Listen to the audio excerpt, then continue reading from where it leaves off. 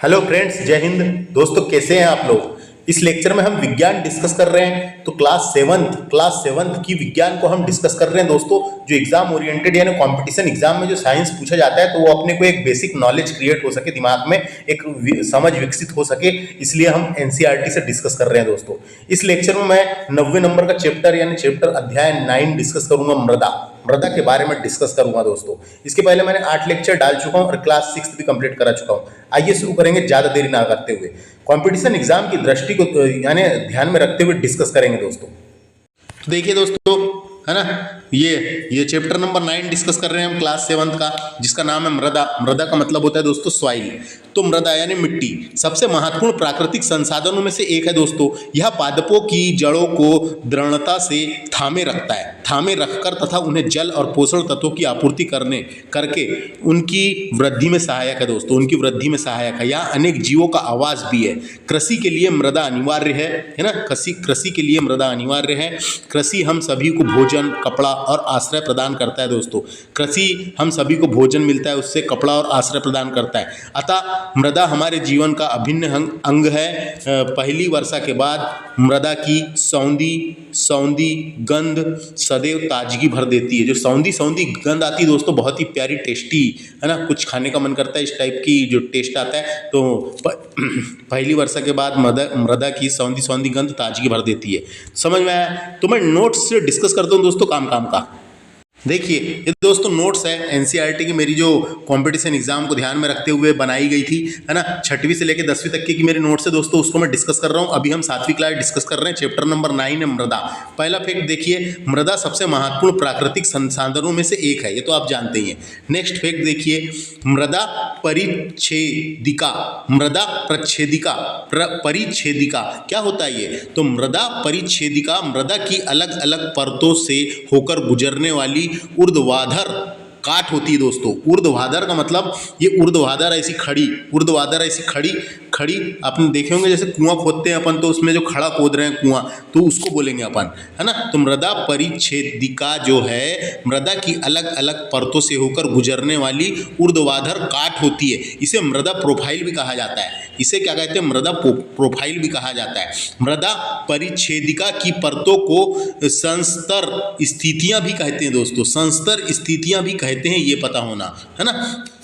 तो देखो, मृदा अनेक परतों से बनी होती है।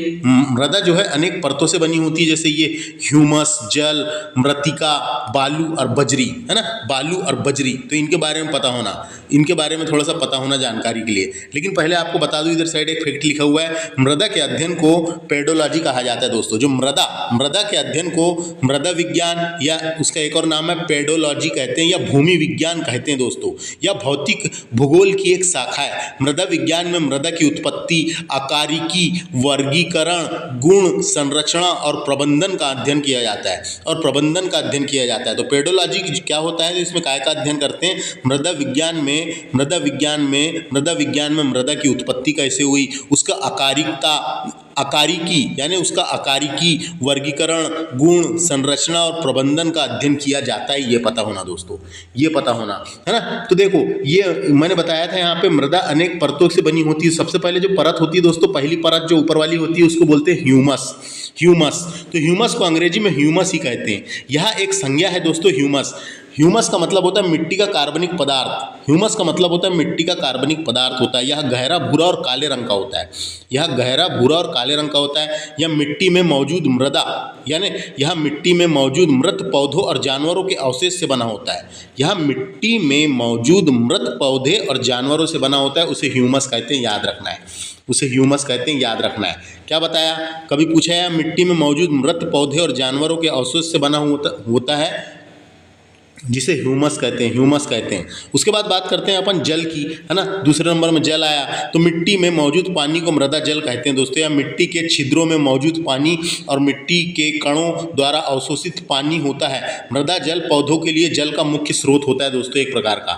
फिर तीसरा है मृत्तिका क्या होता है? मृदा में मौजूद मृत्तिका मिट्टी का एक अवयव है। ये है ना, मृत्तिका। मिट्टी के उन कणों को कहते हैं, कण एक प्रकार का, उन कणों को कहते हैं जिसका आकार 2 माइक्रोन से कम होता है, जिसका आकार जो होता है वो दो माइक्रोन से कम होता है, उसको बोलते हैं मृत्तिका, उसको बोलते हैं मृत्तिका। समझ में आ गया? मिट्टी का एक अवयव है मृत्तिका। मिट्टी के उन कणों को कहते हैं जिसका आकार 2 माइक्रोन से कम होता है,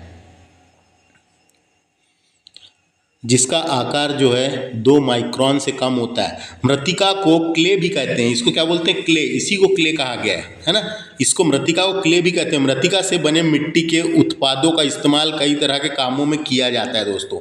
बालू की बात करते हैं, बालू क्या होता है? तो बालू पत्थर और चट्टानों का महीन कण होता है दोस्तों, एक प्रकार का कण होता है, इसे रेत भी कहते हैं, बालू को रेत भी कहते हैं। बालू नदियों के किनारे, समुद्री तट और रेगिस्तान में पाया जाता है वाला है दोस्तों बालू, और मट्टी में भी होता है दोस्तों, जो पानी से मट्टी बह जाती है तो बालू बच जाता है। बात करते हैं बजरी की। बजरी सैलों के छोटे छोटे टुकड़े को कहते हैं दोस्तों।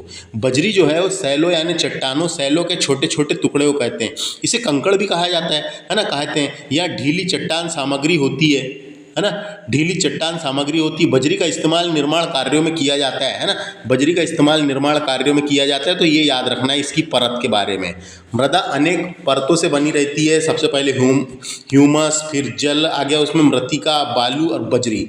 अब देखते हैं कुछ फैक्ट इंपॉर्टेंट वाले हैं तो मैं आपको यहीं बता देता हूँ।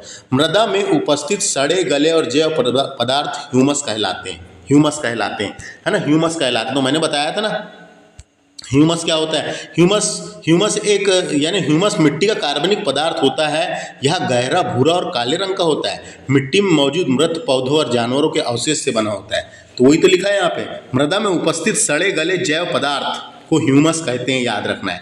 जो पादपों को पोषक तत्व प्रदान करते हैं दोस्तों, जो ह्यूमस होता है वो पादपों को पोषक तत्व प्रदान करते हैं, मिट्टी की उर्वरकता को बढ़ाते हैं, याद रखना है। उसके बाद नेक्स्ट फैक्ट है, आप शायद जानते होंगे कि पवन, जल और जलवायु की क्रिया शैल चट्टानों के टूटने पर मृदा का निर्माण होता है। तो मृदा का निर्माण होता है, यह प्रक्रम को अपक्षय कहते हैं दोस्तों। यह प्रक्रम को क्या कहते हैं? अपक्षय कहते हैं, अपक्षय, ये याद रखना है। यह प्रक्रम को क्या कहते हैं? अपक्षय कहते हैं, अपक्षय। तो अपक्षय जिसको इंग्लिश में वेथरिंग बोलते हैं दोस्तों, इंग्लिश में WEATHERING वेथरिंग कहते हैं, वेथरिंग, है ना, वेथरिंग, ये वेथरिंग कहते हैं। यह एक प्रक्रिया है जिसके द्वारा पृथ्वी की सतह पर मौजूद चट्टानों के टूट फूट जाती है ना, चट्टानें टूट फूट जाती है और यह अपरदन से अलग हो जाती है, क्योंकि ये टूटने से निर्मित भू पदार्थों का एक जगह से दूसरी जगह स्थानांतरण होते रहता है, और उसी की वजह से मिट्टी का निर्माण होता है दोस्तों, इसी की वजह से मिट्टी का निर्माण होता है ना, इसी की वजह से मृदा का निर्माण होता है। तो देखो यहाँ पे वही तो बताया गया है। सेकंड नेक्स्ट फैक्ट है, शैल कणों और ह्यूमस के मिश्रण को मृदा कहते हैं। तो ये पता होना है ना, शैल कणों और ह्यूमस के मिश्रण को मृदा कहते हैं। मृदा पृथ्वी की सतह की सबसे ऊपरी परत होती है। मृदा के निर्माण में पवन, जल, जलवायु अहम भूमिका निभाते हैं दोस्तों, अहम भूमिका निभाते हैं। नेक्स्ट फैक्ट है, मृदा की विभिन्न परतों से गुजरती हुई ऊर्ध्वाकाट मृदा परिच्छेदिका कहलाता है। तो इसके बारे में अभी अपन ने पढ़े थे, है ना, मृदा प्रच्छेदिका क्या कहलाता है? यही वाला है, मृदा प्रच्छेदिका कहलाता है। ऊर्ध्वाधर इसलिए लिखा हुआ है जैसे कि अपन कुआं खोदते हैं तो कैसा ऊर्ध्वाधर रहता है वो। नेक्स्ट फैक्ट है, मृदा की अनेक परत गठन, रंग, गहराई और रासायनिक संगठनों में भिन्न भिन्न होती है दोस्तों। रासायनिक संगठन में भिन्न भिन्न होती है, अलग अलग रहती है उनकी, है ना, अलग अलग रहती है। ये परतें क्या कहलाती है? ये परतें संस्तर स्थितियां कहलाती है, संस्तर स्थितियां कहलाती है दोस्तों। क्या कहलाती है? संस्तर स्थितियां कहलाती है, संस्तर स्थितियां कहलाती है। मृदा परिच्छेदिका की कुछ परतें हैं, जैसे ए नाम है उसका संस्तर स्थितियां, बी संस्तर स्थितियां, सी संस्तर स्थितियां, आधार शैल, इस प्रकार के होते हैं दोस्तों। मृदा प्रच्छेदिता को कुएं की खुदाई के समय आप देख सकते हैं, पहाड़ों पर, नदियों के किनारे देखा जा सकता है ना, कैसी परत रहती करके। अब बात करते हैं अपन मृदा के प्रकार की। मृदा के प्रकार की बात करेंगे, प्रकार। तो मिट्टी के कई प्रकार होते हैं दोस्तों, जैसे कि जलोढ़ मिट्टी होती, काली मिट्टी होती, लाल मिट्टी होती, लेटेराइट मिट्टी होती, वन मिट्टी होती है, रेगिस्तानी मिट्टी होती, लवणी मिट्टी होती है, पिट मिट्टी होती है, दलदली मिट्टी होती है। लेकिन यहाँ पे हमको इसके हिसाब से देखना है, एनसीईआरटी के हिसाब से मृदा के प्रकार। मृदा के प्रकार में सबसे पहले आता है, सबसे पहले एक का नाम है जिसका नाम है मृन्मय नाम की एक प्रकार है दोस्तों। दूसरी प्रकार का नाम है दुमटी। तीसरी प्रकार का नाम है बलुई। तो सबसे पहले इसकी बात करते हैं अपन, क्या नाम है इसका, मृन्मय जो है, जिस मिट्टी में छोटे छोटे कणों की मात्रा ज्यादा होती है, जिस मिट्टी में छोटे छोटे कणों की मात्रा ज्यादा होती है, याद रखना है, जिस मिट्टी में छोटे छोटे कणों की मात्रा ज्यादा होती है उसे मृण यानी मृन्मय मृदा कहते हैं। इसे मृत्तिका या चिकनी मिट्टी भी कहा जाता है, ये याद रखना है। इसे ही क्या कहा जाता है, इसे ही मृत्तिका या चिकनी मिट्टी भी कहा जाता है। इसे ही मृत्तिका या चिकनी मिट्टी भी कहा जाता है, ये पता होना आपको। मृन्मय मृदा में पानी की धारण क्षमता सबसे ज्यादा होती है। पानी की धारण क्षमता सबसे ज्यादा होती है दोस्तों, इसमें याद रखना है। यह मिट्टी कई फसलों के लिए उपयुक्त भी होती है, तो अपन आगे देखेंगे। अभी इतना समझ में आया क्या? नेक्स्ट बात करते हैं दुमटी। तो इसके बारे में, दुमटी मिट्टी का मतलब होता है रेत, गाद और चिकनी मिट्टी का मिश्रण। रेत, गाद और चिकनी मिट्टी का मिश्रण। यह मिट्टी फसलों के लिए बहुत उपजाऊ होती है दोस्तों। इसे जोतना भी आसान होता है, जो खेतों को जुताई करते हैं जोतना भी आसान होता है। दुमट्टी मिट्टी को दोमट मिट्टी भी कहते हैं, ये पता होना। इसका नाम दोमट नाम सुने होंगे, दोमट मिट्टी भी कहते हैं। यह एक प्रकार की मिट्टी है जो फसल के लिए अत्यंत उर्वरक यानी उपजाऊ होती है। अत्यंत उर्वरक एवं उपजाऊ होती है ना। बालू, चिकनी मिट्टी और गाद व ह्यूमस का मिश्रण होता है। अब भी मैंने बताया, रेत, गाद, चिकनी मिट्टी, ह्यूमस का मिश्रण होता है। नेक्स्ट मिट्टी है जिसका नाम बलुई मिट्टी, है ना। बलुई मिट्टी रेत से बनी हल्की और सुआतित और शुष्क मिट्टी होती है दोस्तों, शुष्क मिट्टी होती है ना। इसमें बालू के कण बड़े होते हैं, इसमें बालू के कण थोड़े से बड़े भी होते हैं और ये आसानी से एक दूसरे से जुड़े नहीं होते, इसलिए इनके बीच में काफी रिक्त स्थान होता है। इस रिक्त स्थानों में पानी तेजी से निकल जाता है। इन रिक्त स्थानों से पानी तेजी से निकल जाता है और ज़्यादातर ये बलुई मिट्टी जो रेत वाली होती है, रेत से बनी हुई हल्की रहती है, राजस्थान में देखने को मिलती है दोस्तों। ये राजस्थान में देखने को मिलती है। तीन मिट्टी के बारे में समझ में आया, तीनों मिट्टी, इनको डिटेल में अभी देखते हैं अपन। नेक्स्ट फैक्ट देखिए, मृदा में जल अंत श्रवण दर, है ना। तो क्या होता है दोस्तों ये, तो मृदा में जल का अंत श्रवण दर क्या होता है, तो मिट्टी से होकर गुजरने वाले पानी की दर को कहते हैं। ये मिट्टी से होकर, मिट्टी जैसे मिट्टी होती है, मिट्टी से होकर गुजरने वाले पानी की दर को कहते हैं, है ना। दर को कहते हैं मृदा का जल अंत श्रवण कहते हैं दोस्तों। यह दर मिट्टी के प्रकार पर निर्भर करती है, कौन सी मिट्टी में कैसे प्रकार की रहेगी उसके ऊपर निर्भर करती है, ये अपने को पता होना। तो पहला देखिए, बलुई मृदा में सबसे अधिक, ये याद रखना, कभी पूछा, बलुई मृदा में अंत श्रवण दर सबसे ज्यादा होती, कभी पूछा कौन सी मिट्टी में, बलुई मिट्टी में अंत श्रवण दर सबसे ज्यादा होती है, यानी मृदा में, यानी कि बोल सकते हैं अपन, मिट्टी से होकर गुजरने वाले पानी की दर सबसे ज्यादा होती है बलुई मिट्टी में होती है। क्यों होती है बलुई मिट्टी में, तो अपन ने तो जब भी पढ़ चुके थे ना, बलुई मिट्टी के कण बड़े होते हैं दोस्तों और ये आसानी से एक दूसरे से जुड़े नहीं होते, इसलिए इनके बीच काफी रिक्त स्थान होता है। इन रिक्त स्थानों से पानी तेजी से निकल जाता है। तो ये अपन ने पढ़े थे ना, वही है बस, है ना। तो बलुई मिट्टी में सबसे अधिक होता है। मृन्मय मृदा में सबसे कम होता है, मृदा में सबसे कम होता है ना। मृन्मय मिट्टी में अंत श्रवण दर बहुत कम होता है, याद रखना है, बहुत। मृन्मय मृदा को ही चिकनी मिट्टी कहते हैं। चिकनी मिट्टी में भी अंत श्रवण दर सबसे कम होता है, क्योंकि इसी का नाम है। चिकनी मिट्टी में अंत श्रवण दर सबसे कम होता है, याद रखना है। यानी कि हम बोल सकते हैं मृन्मय मिट्टी में अंत श्रवण दर सबसे कम होता है, यानी कि अपन बोल सकते हैं कि इसमें सबसे कम होता है, यानी इसमें पानी तेजी से नहीं गुजर पाता, वहीं सोख लिया जाता है, तेजी से नहीं गुजर पाता। समझ में आ गया? इसका मतलब क्या होता है जो अपन पढ़ रहे हैं ना, ये अंतर्श्रवण दर का मतलब होता है दोस्तों, मिट्टी द्वारा प्रति इकाई समय में अवशोषित पानी की मात्रा को बढ़ाती है ये, है ना। जल धारण क्षमता मिट्टी द्वारा अवशोषित किए गए पानी की मात्रा को बताती है, कितना पानी इसने धारण करी मिट्टी ने करके। तो ये क्वेश्चन आता है, इसलिए याद रखना। बलुई मृदा में सबसे अधिक और मृन्मय मृदा में सबसे कम होता है। मृन्मय मृदा को ही चिकनी मिट्टी कहते हैं, याद रखना है। उसके बाद मृत्तिका की बात करते हैं। मृत्तिका जिसे चिकनी मिट्टी भी कहा जाता है, मैंने बताया था।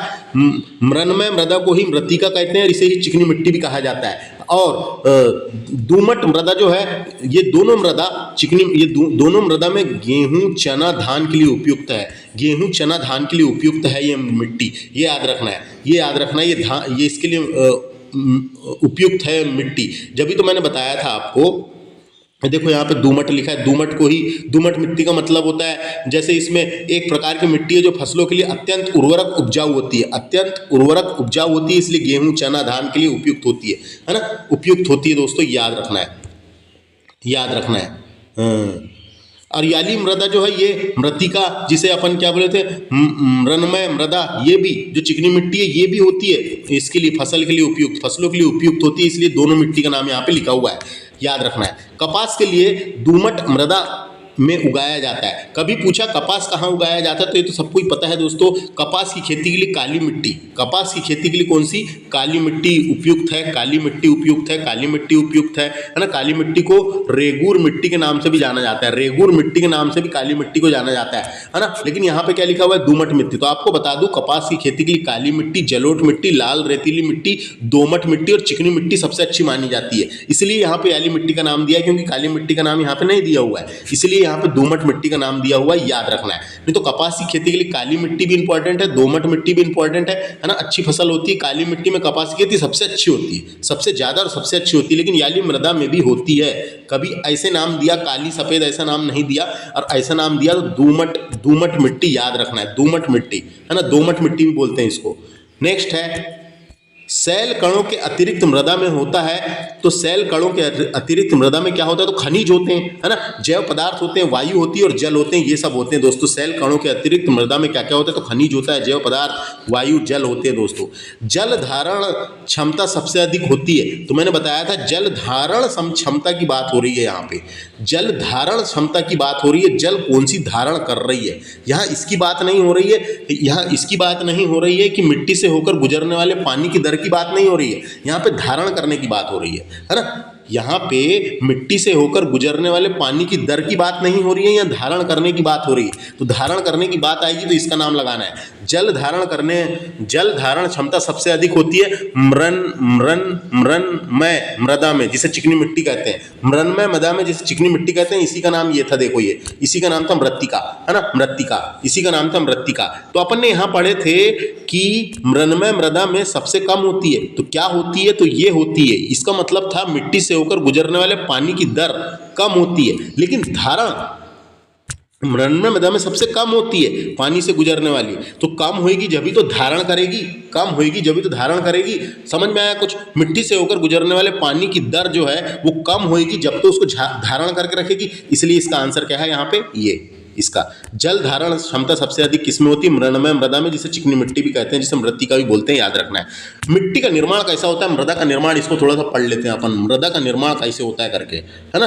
तो चट्टानों के टूटने और घिसने से मिट्टी बनती है दोस्तों, चट्टानों के टूटने और घिसने से मिट्टी बनती है, इस प्रक्रिया को अपक्षय या अपर्धन भी कहते हैं, इस प्रक्रिया को अपक्षय भी कहते हैं, अपक्षय देखो यहाँ लिखा हुआ है, अपक्षय भी कहते हैं। तो चट्टानों के टूटने व पिसने घिसने से मृदा या मिट्टी का निर्माण होता है। मिट्टी के निर्माण में चट्टानों के छोटे छोटे टुकड़े है ना, ताजी और गाढ़ी साड़ी पत्तियां है ना, यानी ताजी व गाढ़ी साड़ी सड़ी सॉरी ताजी व गली सड़ी, ताजी व गली सड़ी पत्तियां, मृत जीव अवशेष व रेत के कण आदि मिलने से होता है दोस्तों।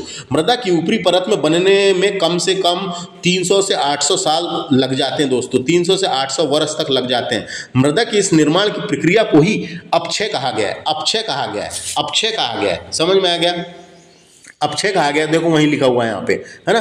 कभी अपने को शॉर्टकट में कोई ने पूछा मिट्टी का निर्माण कैसे होता है, तो चट्टानों के टूटने और घिसने से मिट्टी का निर्माण होता है ना, ये पता रहना चाहिए। यहाँ पे क्या लिखा है एनसीईआरटी के हिसाब से, पवन जल, पवन जो है जल और जलवायु की क्रियाओं से सैल चट्टानों के टूटने, सैल का मतलब ही चट्टान होता है, सैल चट्टानों के टूटने पर मृदा का निर्माण होता है, यही तो मैंने बताया, जिसे अपक्षय कहते हैं, जिसे अपक्षय कहते हैं, अपक्षय वेथरिंग कहते हैं, वेथरिंग है ना कहते हैं। कुछ विशेष प्रकार के जीव जैसे लाइकेन तथा पेड़ पौधे की जड़ों में मृदा का निर्माण में सहायक है दोस्तों, ये पता होना। कुछ विशेष प्रकार के जीव मृदा के निर्माण में सहायक है, एक तो है लाइकेन तथा पेड़ पौधों की जड़, पेड़ पौधों की जो जड़ होती है ये भी मृदा के निर्माण में सहायता करती है, सहायक होते हैं दोस्तों। तो याद रखना है, कुछ जीव जैसे लाइकेन और पेड़ पौधों की जड़ मृदा के निर्माण में भी सहायक होते हैं। नेक्स्ट है मृदा का अंतर्श्रवण दर सबसे अधिक किसमें होता है, किसमें होता है करके पूछा है। तो यही अपन ने ऐसे क्वेश्चन आ जाते हैं। मैंने बताया था मृदा में जल का अंतर्श्रवण दर मिट्टी से होकर गुजरने वाले पानी की दर को कहते हैं। तो मिट्टी से होकर पानी की गुजरने वाली दर, मिट्टी से होकर मिट्टी से होकर गुजरने वाली पानी की दर तो किसमें सबसे ज्यादा होती है, किसमें होती है, बालू मिट्टी में। बालू मिट्टी को ही बलुई मृदा कहते हैं, बलुई मृदा कहते हैं बालू मिट्टी को ही। तो कैसे, ये पता रहना चाहिए, है ना। तो ये पता रहना चाहिए। तो क्वेश्चन अगर पूछता है आपको, क्वेश्चन अगर पूछता है कि मृदा का अंतर्श्रवण दर सबसे अधिक किसमें, तो बालू मिट्टी में। लेकिन अगर पूछा जल धारण सबसे कम किसमें, तो इसमें ही। देखो सबसे अधिक पानी इससे होकर बह रहा है, सबसे अधिक मिट्टी से होकर पानी गुजरने वाले पानी की दर इससे सबसे ज्यादा है वाली मिट्टी में। तो इसमें जब सबसे ज्यादा है, पानी वहां से गुजर जाएगा तो वहां रुकेगा नहीं, तो धारण नहीं करेगी। इसलिए कभी पूछा धारण सबसे कम किसमें होता है, तो इसमें होता है। धारण कम सबसे कम इसमें किसमें होता है, तो इसमें होता है ना। तो सबसे कम धारण किसमें होएगा, तो धारण किसमें होएगा, धारण कौन सी करेगी, तो बलुई मृदा सबसे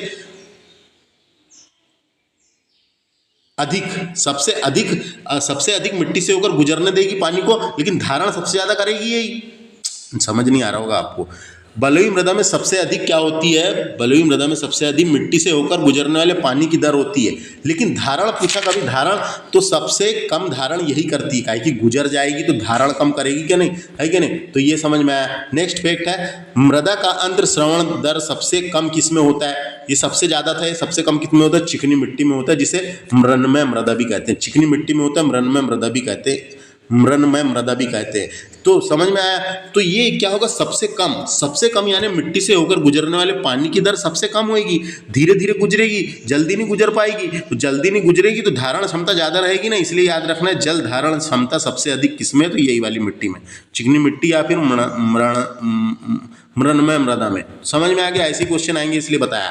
बात करते हैं अपन नेक्स्ट, उत्तर भारत में कौन सी मिट्टी पाई जाती है, इसके बारे में देख लेते हैं अपन, है ना। उत्तर भारत में कौन सी मिट्टी, तो उत्तर भारत में जलोढ़ मिट्टी या जलोढ़ मिट्टी भी बोलते हैं इसको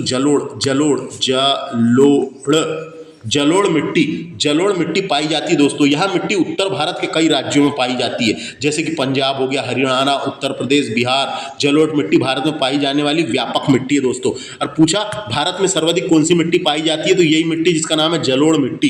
भारत में सर्वाधिक पाई जाने वाली मिट्टी जलोढ़ मिट्टी उत्तर भारत के क्षेत्र में पूरी पाई जाती है। इसे इंग्लिश में एलुवियल सॉइल कहते हैं, ALLUVIAL एलुवियल सॉइल कहते हैं दोस्तों। ये मृदा बहुत उर्वरक होती है, ये मृदा बहुत ही उर्वरक होती है। तो अपन बोल सकते हैं जलोढ़ मिट्टी मुख्य रूप से उत्तरी मैदान में पाई जाती है। मिट्टी उत्तरी मैदान और घाटियों में व्यापक रूप से फैली हुई है। ये जमा हुए मिट्टी है, ये जमा हुई मिट्टी है दोस्तों। ये मुख्य रूप से गंगा ब्रह्मपुत्र नदी द्वारा जमा गाद के कारण गठित हुई है। जो उत्तर भारत से हिमालय से जो नदियां बह के आ रही थी, तो कई सालों में, कई लाखों सालों में, करोड़ों सालों में जो मिट्टी उसके साथ बह के आई और आने के बाद नदी द्वारा जमा गाद के कारण गठित हो गई ये मिट्टी। और जब इस नदी के सैलाव आ जाते हैं तो यहाँ मृदा नदी के किनारे जमा हो जाती है दोस्तों, नदी के द्वारा ही जमा हो जाती है। और इसी वजह से ये एक उपजाऊ मिट्टी है। और इसीलिए आपने देखा होगा कि उत्तर प्रदेश, है ना, बिहार, इधर साइड खेती जबरदस्त होती है। जैसे कि धान की खेती, गेहूं की होती है, गेहूं की, गन्ना की, चने की, तो बहुत सारी चीजें। तो गेहूं ज्यादा होता है ना। तो ये क्षेत्रों में, है ना, ये बात समझ में आ गया। इतना ही काम की चीज थी। आगे चलते हैं। आगे पेडोलॉजी के अनुसार की बात बताते हैं। पेडोलॉजी मैंने बताया था, मृदा के अध्ययन को पेडोलॉजी कहते हैं दोस्तों। के अनुसार मिट्टी भूतल पर तकली परत से रूप में पाई जाती है ना। भूतल पर परत के रूप में पाई जाती है, ये बताया गया, जिसका निर्माण चट्टानों के टूटने से प्राप्त होता है, जिसमें कणों, पेड़ पौधों एवं जीव जंतुओं के सड़े गले एवं जल अथवा गैसों के मिश्रण से बनती है दोस्तों। गैसों के मिश्रण से बनती है दोस्तों। जो अपशिष्ट पदार्थों का परिवर्तन भौतिक और रासायनिक के बाद मिट्टी का निर्माण होता है। भौतिक और रासायनिक परिवर्तन के बाद मिट्टी का निर्माण होता है, जिसमें खनिज तत्व बनते हैं, जैसे पेट्रोलियम, कोयला, ये सब खनिज तत्व भी अंदर फंसे हुए रहते हैं और बन जाते हैं। इनके बारे में अब नेक्स्ट एक आध चैप्टर आएगा आएगा तो उसमें अपन पढ़ेंगे।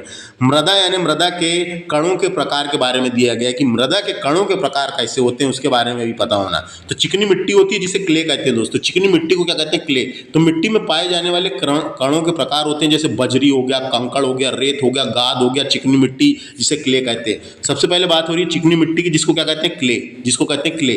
दूसरा बात करते हैं अपन गाद। गाद को इंग्लिश में सिल्ट कहते हैं दोस्तों, सिल्ट, गाद। गाद को इंग्लिश में सिल्ट कहते हैं। बारीक बालू को बोलते हैं फाइन सैंड, बारीक बालू को बोलते हैं फाइन सैंड। फाइन सैंड जो है बारीक बालू को कहते हैं दोस्तों।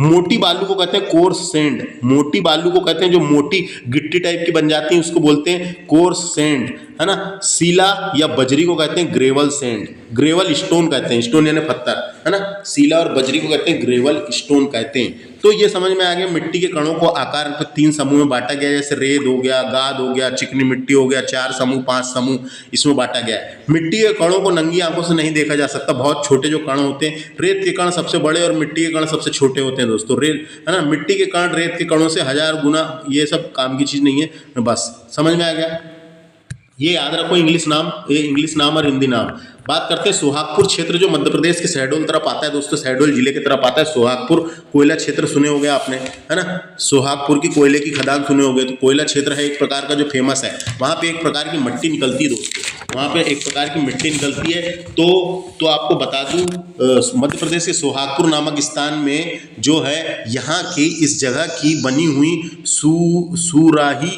और मटके दूर दूर तक प्रसिद्ध है दोस्तों। तो वहाँ पे जो क्या बोलते हैं उनको, जो मटका वटका बनाते हैं उनको क्या बोलते हैं, याद नहीं आ रहा है, समझ गए होंगे आप। जो मिट्टी के बर्तन बनाने वाले जो लोग होते हैं जो ऐसे चक्के में ऐसे करके बनाते हैं, तो वहाँ की जो सुराहियाँ और मटके जो है दोस्तों दूर दूर तक प्रसिद्ध है। वहाँ की मिट्टी ऐसी है जिससे बनाने में एक नंबर बनते हैं दोस्तों, है ना। तो बस इतना याद रखना, जो एनसीईआरटी में चित्र बना के दिया हुआ था तो उसको मैंने यहाँ मेंशन किया। सोहागपुर क्षेत्र मध्य प्रदेश में आता है जहाँ की सुरियाँ और मटके प्रसिद्ध है। बात करते हैं अपरदन की, बात कर लेते हैं थोड़ा सा। अपरदन, अपरदन क्या होता है इसके बारे में थोड़ा सा। अपरदन का मतलब होता है, इंग्लिश में बोलते हैं इसको इरोजन, इरोजन, इरोजन बोलते हैं दोस्तों, इरोजन, इरोजन। तो क्या होता है ये, तो आपको बता दूं क्या होता है, पृथ्वी की सतह पर मौजूद चट्टानों का टूटना और उससे बने ढीले पत्थरों के एक जगह से दूसरी जगह जाना, एक जगह से दूसरी जगह जाना अपरदन कहलाता है। यह एक प्राकृतिक प्रक्रिया है दोस्तों, यह एक प्राकृतिक प्रक्रिया है। ये किस किस के द्वारा हो सकती है ये प्रक्रिया, तो ये प्रक्रिया वायु अपरदन के द्वारा हो सकती है, वायु अपरदन के द्वारा हो सकती है, जल अपरदन के द्वारा हो सकती है, हिमनद अपरदन के द्वारा हो सकती है ना, सागरी लहरों द्वारा हो सकती है, भूस्खलन के द्वारा हो सकती है, इसके अलावा चट्टान गिरने के कारण हो सकती है ना, इसके कारण हो सकती है दोस्तों। तो याद रखना है। तो अपरदन क्या होता है, इरोजन होता है जल, पवन अथवा बर्फ के द्वारा मृदा की ऊपरी सतह का हटना अपरदन कहलाता है, ऊपरी सतह का हटना अपरदन कहलाता है। मृत्तिका मिट्टी का उपयोग यहाँ बताया गया है। कभी पूछा आपको कि बर्तन, खिलौने, मूर्तियाँ बनाने में किस मिट्टी का उपयोग किया जाता है, चिकनी मिट्टी का उपयोग किया जाता है। चिकनी मिट्टी को मृत्तिका भी बोलते हैं, इसका एक और नाम था मृन्मय मृदा भी कहते हैं। याद रखना, इस मिट्टी का प्रयोग किया जाता है बर्तन, खिलौने, मूर्तियाँ बनाने में, है ना। तो ये समझ में आ गया, अपरदन समझ में आया कि देखो अपरदन से रिलेटेड और कुछ चीज़ें मैं बताता हूँ। तो अपरदन के कारण क्या होते हैं दोस्तों, तो अपरदन का कारण क्या क्या हो सकता है। एक तो बारिश हो सकता है, जब बारिश का पानी नीचे गिरता है तो पानी बहने के साथ मिट्टी को ले जा लेता है। बारिश की तीव्रता हो सकती है ना, इसके अलावा उसकी मात्रा ज़्यादा होती है। बारिश का मौसम वितरण हो सकता है, जुताई की गति और गहराई भी हो सकती है, इसके सब कारण है। इसके प्रभाव क्या पड़ते हैं दोस्तों, इसके प्रभाव तो भूमि की उत्पादकता कम हो जाना। इसके जो प्रभाव है वो भूमि की उत्पादकता कम हो जाती है, क्योंकि ऊपर का मिट्टी बह के चल जाती है, जो ज़्यादा पौष्टिक यानी क्या बोलेंगे उसके ज़्यादा उर्वरक होती है। किसानों को भोजन उगाने में जरूरी संसाधन खो जाते हैं दोस्तों, किसानों को भोजन उगाने के लिए जरूरी संसाधन खो देते हैं। अब इसको रोकने के उपाय क्या है करके क्वेश्चन आता है कई बार, है ना। अपरदन को रोकने के उपाय बताइए। तो सबसे पहले अपरदन को रोकने का एक ही जबरदस्त कारण है जिसका नाम है वनों को काटना रोकना, है ना, यानी वनों को काटने से रोकना, है ना, वनों को काटने से रोकना, वनों को काटने से रोकना।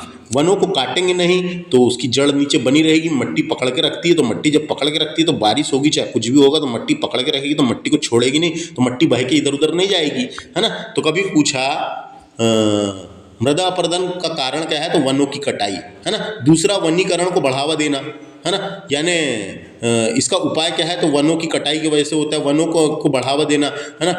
और उसके अलावा कई चीज़ों से होता है। खेतों के किनारे पेड़ लगाने से बचाया जा सकता है, उपाय है ये। रासायनिक उर्वरकों का इस्तेमाल कम करने से बचाया जा सकता है, तो ये याद रखना है ना। तो क्वेश्चन अगर पूछा अपरदन, मृदा अपरदन को रोकने के प्रमुख उपाय, तो वनों की कटाई को रोकना, वनों की कटाई को रोकना, ये है दोस्तों।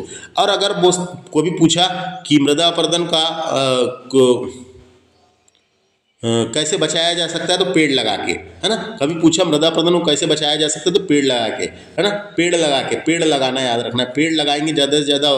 वृक्षारोपण, कभी आप पूछा वृक्षारोपण, समझ में आ गया, खत्म। इसमें इतने ही सी काम की चीज़ें बतानी है। नेक्स्ट है, मृदा पृथ्वी पर जीवन के लिए अति महत्वपूर्ण है दोस्तों, ये वाली बात अपन ने शुरू में कर चुके थे, है ना। उसके बाद अपन अब बात करते हैं किसकी, थोड़ी सी बुक के हिसाब से देख लेते हैं, अभ्यास प्रश्न डिस्कस कर लेते हैं। थोड़ा सा काम का कौन सा वाला है, तो मैं आपको बता देता हूँ, है ना। अभ्यास प्रश्न देखिए, पहला क्वेश्चन है, सैल कणों के अतिरिक्त मृदा में क्या होती है, तो क्या होती है, तो खनिज होते हैं, जैव पदार्थ होते हैं, और जल होता है, वायु होती है। तो बता दिया, इसका आंसर क्या होगा, ये वाला होगा, सी वाला। नेक्स्ट है, जल धारण क्षमता सबसे अधिक किसमें होती है, तो मैंने बताया था जल धारण क्षमता की बात हो रही है यहाँ पे। जल धारण क्षमता सबसे अधिक किसमें होती है, तो इसमें होती है मृणमय मृदा में, मृणमय मृदा में होती है, मृणमय मृदा में होती है दोस्तों, ये याद रखना है। जल धारण क्षमता सबसे अच्छी किसमें होती है, मृणमय मृदा में होती है ना। क्यों होती है, तो जिस मिट्टी में छोटे छोटे कणों की मात्रा ज़्यादा होती है, इसे मृणमय मृदा कहते हैं। ये इसे मृत्तिका या चिकनी मिट्टी भी कहा जाता है ना। मृणमय मृदा में पानी की धारण क्षमता सबसे ज़्यादा होती है, पानी की धारण क्षमता सबसे ज़्यादा होती है ना।